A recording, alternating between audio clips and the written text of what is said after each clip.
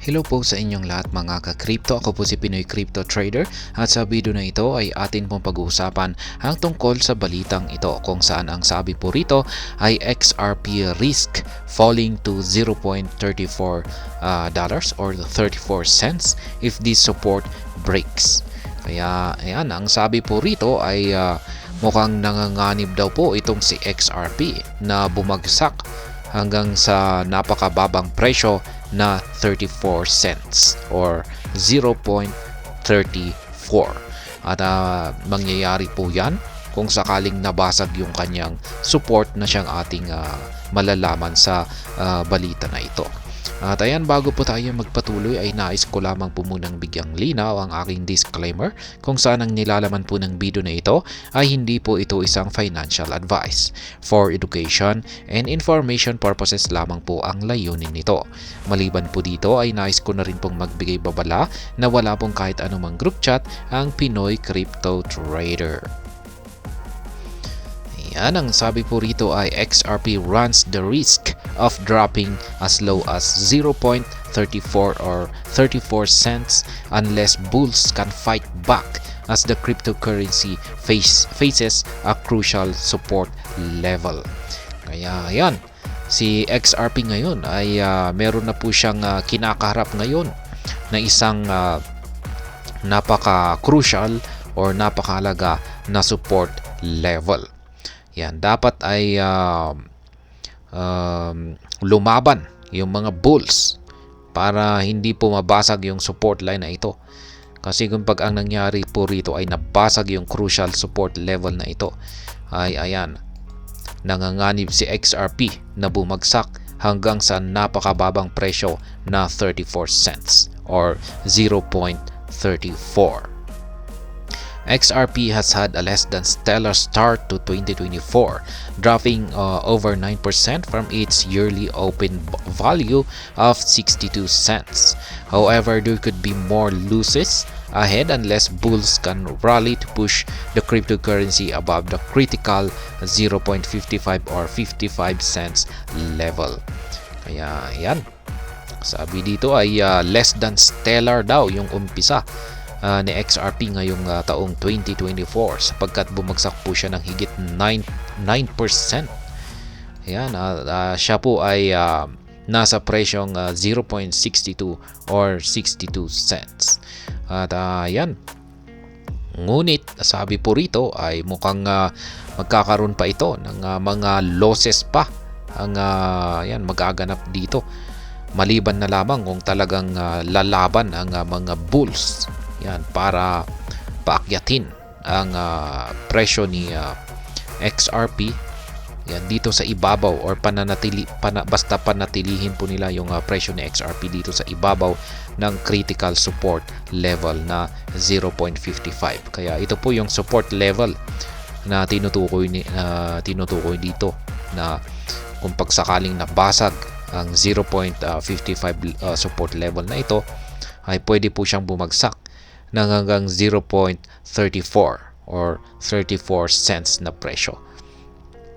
Prominent crypto trader Ali Charts highlighted XRP's recent struggles in a post on X, including how long XRP could fall if the current support fails to hold.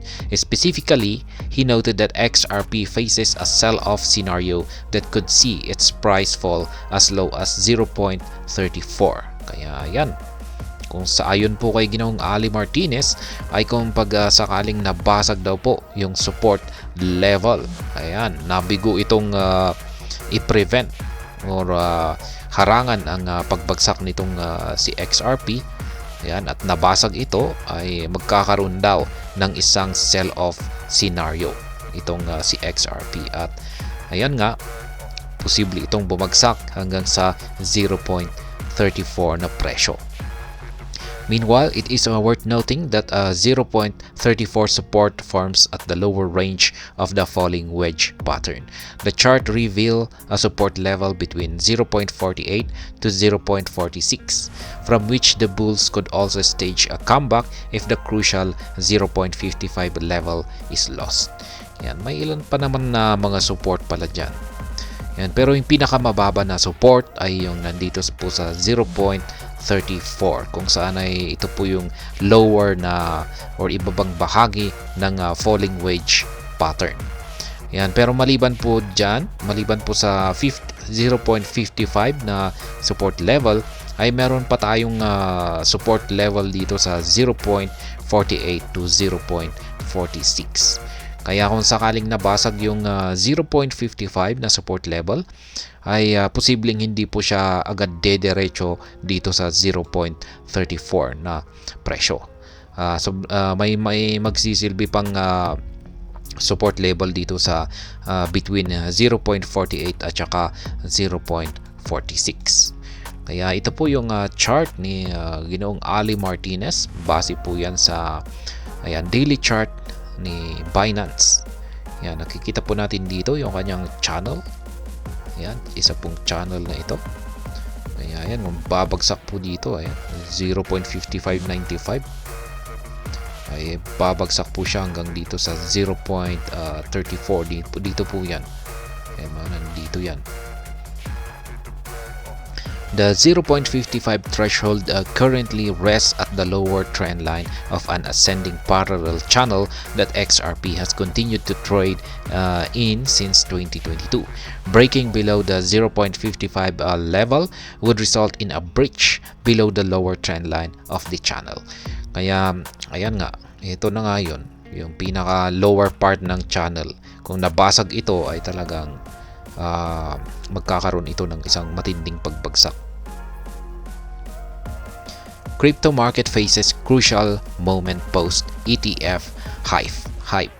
It is noteworthy that XRP's latest struggles bear a semblance to most of the crypto market, with Bitcoin especially also holding onto a critical support level. The more popular cryptocurrency has barely managed to stay above the $42,000 level, briefly dropping as low as 41,800 earlier this week. Kaya ayan na, ganun din po itong kalagayan ni Bitcoin. Siya na rin po ay nakakapit sa critical support level nito. Kasi ayan nga, bumabagsak din po siya. Ayan, bumagsak po siya hanggang sa napakababang presyo na $41,800 nitong umpisa ng linggo na ito. Thus, barring any sudden development, XRP's fate, as well as that of most leading crypto assets, could be largely defined by BTC's ability to turn the $40,000 mark into a springboard for a strong recovery. Bitcoin trades at $42,570 at the time of writing, with XRP hanging in at 0.56 price or 56 cents. Kaya yan po yung mga kalagayan sa presyo ni Bitcoin at saka si XRP. Si Bitcoin ay kasalukuyang naglalaro po ito sa presyong $42,570. Samantala itong si XRP ay naglalaro naman po siya sa presyong 56 cents or 0.56. A market rally that was largely led by anticipation for spot Bitcoin ETF in the United States has since stalled as investors await the next catalyst for bullish price action. Ideally, the upcoming Bitcoin halving and huge inflows into Bitcoin ETF could be the next big talking point if the market stages a reversal.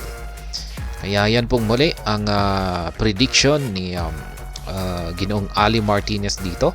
Ayan po yung ito po yung daily chart ni XRP, kung saan ay nakikita po natin na yung kanyang market price ay naglalaro po sa isang uptrend na channel. Ngayon kung pag nabasag po yung kanyang lower trend line dito, ayan, nagkaroon po ng breakout at yan po ay nasa mga presyong 0.5595 ngayon, ay magkakaroon po ito ng matinding pagbagsak. At posible po itong bumagsak hanggang sa presyong 0.34 or 34 cents. Kaya yan.